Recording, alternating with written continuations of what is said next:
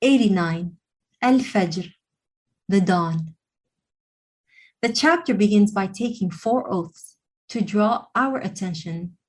The dawn, the time when the first light appears, the 10 sacred nights of the 12th lunar month of Dhul-Hijjah, the month of pilgrimage, and the mystery of odd and even numbers.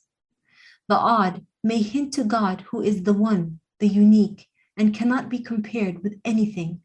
In contrast, the even reminds how creation is not singular or one, only God is one.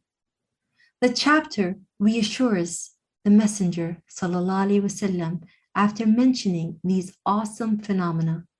What you faced in Mecca is what earlier prophets faced, so be patient. Reference is made to the ancient cities of Iram in the Arabian desert, Petra in modern-day Jordan, and the splendid temples of ancient Egypt with their tall columns. The city of Iram, deep in the Arabian desert, was discovered in the early 1990s by a group of archaeologists. Their ruins demonstrate that these were master masons who had fantastic advanced technology to build enormous buildings. However, their arrogance and denial of God brought them to ruin. The chapter points out how humans are ungrateful to their Lord. At the slight loss of wealth or pain, they grumble and become impatient. They are sternly warned and told to renounce their bad habits. However, those who are mindful of God are promised a joyous welcome and a life of utter bliss.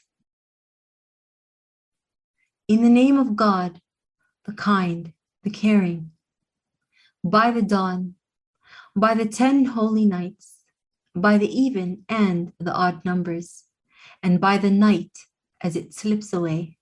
Isn't there a convincing oath for an intelligent person?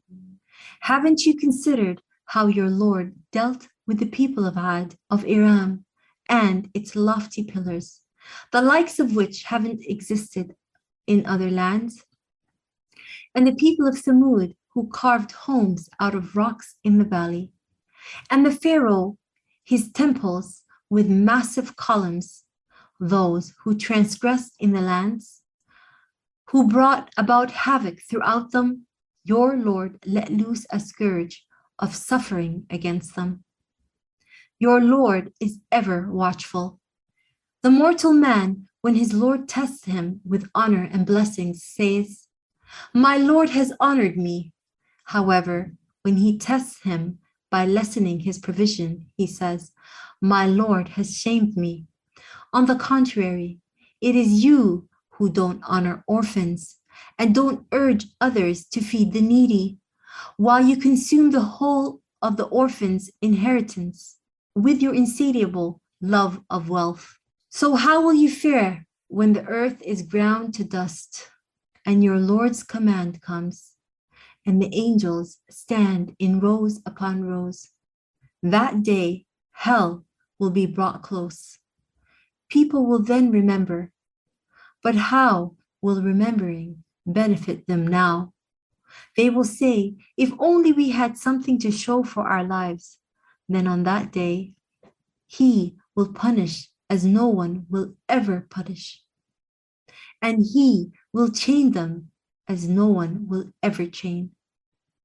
God will say, "O happy soul, return to your Lord cheerfully and loved. Now join the company of my servants and come into my paradise."